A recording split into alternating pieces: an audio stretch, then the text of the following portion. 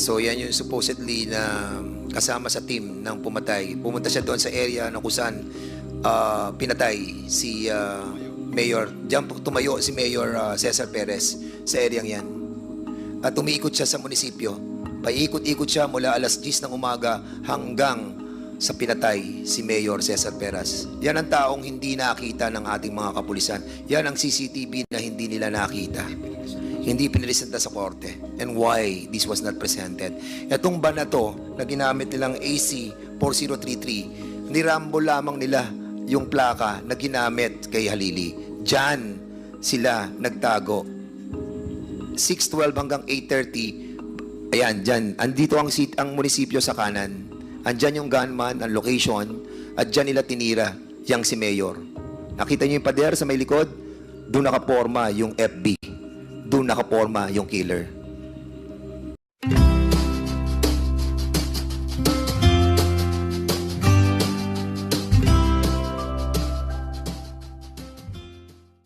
Mr. Chairman, may we allow him to tell this story? Being the a resource person and who happens to be the suspect on the killing of Mayor Cesar Perez, and you were jailed for 7 months. Yes, Your Honor. And now you are released. Yes, Your Honor. Na-release ka on bail. On bail po. So na-release ka. So, Yes, Your Honor. meaning, ba't ka na-release? Mahina kaso or what? We filed a petition for bail and it was approved. Okay, siguro. Let's start from the start siguro. So, since you are under oath at wala pa kaming nakukuwang affidavit mo na pirmado, so you tell your story and narrate to this committee your side of the story. Go ahead. Ako po si Norvin Lantigan Tamisin, naging konsyal po ng Bayan ng Los Baños for 12 years. Independent, 2013 and 16 po, nahalal bilang independent at #1 councilor po ng aming bayan. Natapos po ang aking termino ng 2019, June 30, at ako po ay isang human resource practitioner at isang professor po. So bumalik po ako sa pribadong buhay. Noong December 3, ako po ay nasa garden ng aking kaibigan dahil mahilig po akong mag-alaga ng bonsai. Nagtitinda rin po sa pamamagitan ng pagtuturo ng kaibigan ko si Mr. Emmanuel Mapili. Mula po alas 5 hanggang madaling araw ay nandun po kami at nakipagkwentuhan, nakauwi na po ng pasado alas 2. Nagulat na lang po ako, nalaman ko na pinatay daw po si Mayor Perez. That was December 3, 2020 po, Your Honor. Umalingaw nga ako dahil si Mayor Perez po, at that time, based on reports, he was included in the narco list from the original list. Kami naman po ay siyempre nababasa lang, ngunit hindi ko po nakikita. In honor of the late Mayor Perez, hindi ko po alam. Nagulat na lang po ako, naglabasan sa news na ako pala po ay nahabla. Samantalang wala naman po akong kalam-alam doon. Sa nasabing habla, sinasabi nila na nakita daw po ako within the vicinity sa tapat ng 7-Eleven. Wala naman po ako doon. Ang masakit po nito, may nagturo na isang bogus witness na nakita daw niya ako. Kaya nung ma-file yung case, sa kanilang reklamo ay merong video pero hindi po nila isinumite at hindi rin ho kami nabigyan ng kopya. Habang naka-file, marami pong maaligid sa bahay, laging tanong ng tanong, alam ko po mga pulis yun, nakasibilyan. Minabuti po ng pamilya ko na umalis muna po ako. At napagdesisyonan ko upang hindi naman po sila madamay. Dahil alam ko po, malaki ang posibilidad na itutumba nila ako para maging case closed. Kaya lumayo po ako pero hindi po ako nagtago. Naglipat-lipat lang ako at nakikita naman po ko dahil kung sakaling ako itutumba, wag na lang madamay ang pamilya ko. May mga anak din naman ako eh.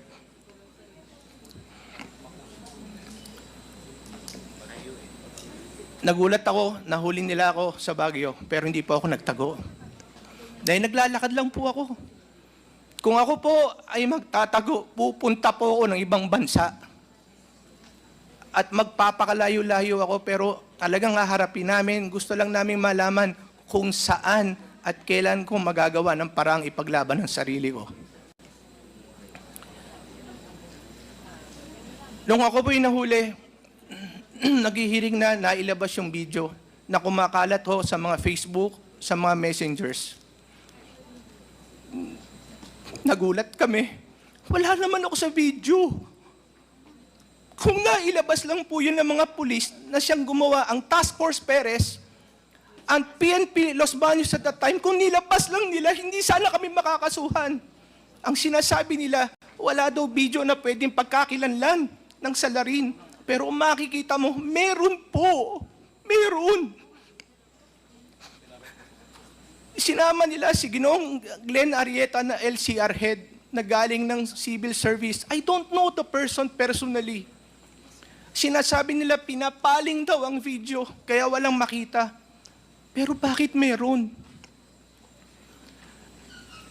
Hindi ko pakahabaan, pero kaya po ako nagpunta dito sa inyong paanyaya dahil nung sinabi po ni Madam Colonel Garma na ang bumira daw po o pumatay ay ang team ni Major Albotra, nagsaliksik po ako ng mga videos. Nakita ko yung itsura, pangangatawan, parehong-pareho halos pagkakahawig ng nasa video na kumakalat sa Los Baños na hindi inilabas ng PNP sa korte na sinumiti kagad upang hindi sana kami nakasampahan ng kaso sa court. Paglabas unon, nakita ko pareho ng relo, halos pareho ng build, hard worker o nag-gym. Nakita ko pareho ng balikat, pareho ng gupit, nakasombrero, pareho ng binte, 5.56 mm ang ginamit, sniper din po. Sabi ko, bakit po ganun? Your Honor, I thought the PNP is supposed to protect and serve the people. But I was denied of that privilege. I know not all, but a few of them are scalawags. Because they keep on implicating, some of them keep on implicating innocent people just for them to prove that they have done something or to please their officers, whoever they are. Alam nyo, malaki ho nasira sa akin eh. Nabenta ko lahat, mga ari-arian ko, pamilya ko, lumaban lang sa kasong to. You know how hard it is to hire a lawyer to defend yourself. Hindi mo alam kung saan ka pupunta kasi kalaban mo, mga naka-uniforme. Para lang matigil yung kaso, tutumba ka talaga. Kaya sabi ko, bakit pa ako matatakot? Inalis nyo na eh. May mga anak ako na bubuli sa school. Hindi ako nakakapagtrabaho because of that record. Ako po naman nakapagtapos din naman ng MBA sa Ateneo. Through scholarship, pinaghirapan ko. Ngayon may babalik niyo ba yung karangalan na sira sa akin, sa aking pamilya? I came here to find out the truth. To seek for the truth. Ngayon lang ako umiyak sa buong buhay ko. But we deserve the truth. The people of Los Baños deserve the truth. My family deserve the truth. Most especially my children. May anak din naman kayo. Sabi nga nung isa, iinog din ang buhay. Kahit lahat kayo nasa mga kapulisyahan, yung ibang mga bad eggs, makakarma din kayo. Tama naman. Gano'ng kasakit kayo nangyari kay Senator De Lima, 7 taon. Ako, 7 buwan. But regardless of the time, are we speaking of quantity? One day in jail is very hard. Even if you are guilty. What more if you're not guilty? I'm speaking on behalf of those people na namatay, na parusahan na walang kasalanan. Kung ikamamatay ko, itatanggapin ko kaysa naman sirang-sira pangalan ko. I'm sorry, Your Honor. I kept this for a long time. When I was inside, I keep on praying. That's the only thing that kept me alive aside from my family support and my relatives and friends. Pero hindi lahat ng tao makukulong kaya. Hindi lahat kaya. At hindi lahat may babalik ang ginawa nila. Your Honor, I can take things personally, regardless of how I feel. I always wanted to do the right thing. For 12 years, I have no record of corruption. I have no record of being an abusive public servant. Yes, I file cases against those corrupt and abusive public officials because that is the mandate. Aside from being legal, it is a moral obligation on my part. When they're trying to set up a casino, I expose and try to stop it. When they're dumping the garbage at the creek of Makiling Forest Reserve, wherein the leachate will go directly sa lawa ng lalawigan ng Laguna at mamamatay ang mga isda at yaman dagat, I expose and file na the necessary cases. When they're cutting the 29, when they cut the 29 trees in Jamboree Los Baños, I tried to stop it because they're about to cut more 602 more trees. Your Honor, if this is what I deserve for fighting for what is right, and then so be it. But I'm not a killer. Even in my mind, I don't think of it. Hindi ko po yan magagawa. Wala po yan sa pagkatao ko, sa pamilya ko, sa lahi ko. Yes, I file cases, but I don't kill people. That's why I would like to take this opportunity, Your Honor. I did not kill him. I have no idea why my name was implicated in this case. As a matter of fact, even if I have reasons or compelling reasons, still I will not do it. Hindi ko po gagawin yan. Because I believe in the rule of law. Kaya nga po ako naghahable. Lahat po nagkakamali, pinipilit kong itama. Kung ayaw po, nakontra ako. Pag ayaw, I seek the help of the court, especially ombudsman, so that they will be the one to decide. And at the time when Mayor Perez was killed, I'm no longer a politician or public servant at that time. Nasa private life na po ako. Hindi po ako makikinabang kung sakali man. Hindi ko rin po magagawa, bukod sa walang kapakinabangan, hindi po yan ang aking pagkatao. Kilala po ako ni Sir Dan, nanungkulan po yan sa Laguna. Nangahabla lang po ako. Pero hindi po ako napatay. Thank you, Your Honor. Okay, maraming salamat, Mr. Chair. So yan yung supposedly na kasama sa team ng pumatay. Pumunta siya doon sa area na kung saan pinatay si Mayor. Diyan tumayo si Mayor Cesar Perez sa area yan. At umiikot siya sa munisipyo. Paikot-ikot siya mula alas 10 ng umaga hanggang sa pinatay si Mayor Cesar Perez. Yan ang taong hindi nakita ng ating mga kapulisan. Yan ang CCTV na hindi nila nakita.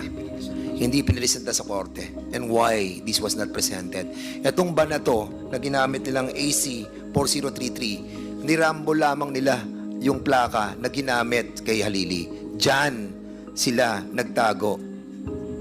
6:12 hanggang 8:30. Ayan, diyan. Andito ang munisipyo sa kanan. Andyan yung gunman, ang location, at diyan nila tinira yang si Mayor. Nakita niyo yung pader sa may likod? Doon nakaporma yung FB. Doon nakaporma yung killer. Mula 8:43, naglakad si Mayor.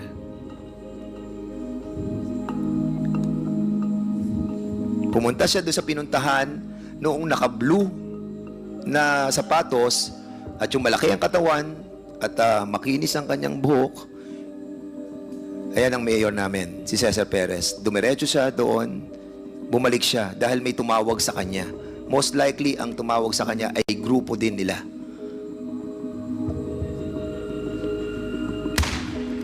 At dyan na pinatay ang mayor ng Los Baños. At sa eryang yan, wala dyan si Tamisin. Wala dyan si Konsehal Norbin Tamisin. At pagkatapos sa binarel, makikita niyo yung van, ayan, na kung saan dyan nagsimula yung pagputok. ACA 433, at yan din ang ginamit nila kay Halili, nirambol lang yung plate number, yun, umalis na. Makikita natin sa kabilang CCTV yan, lumalabas na sila pagkatapos nilang barilin si Mayor Cesar Perez. Ang sinasabi nila, ang gunman nandun sa 7-Eleven. Andyan ang gunman.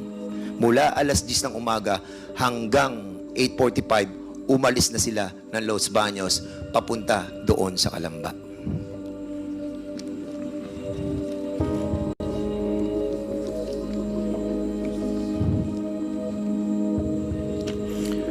Alright.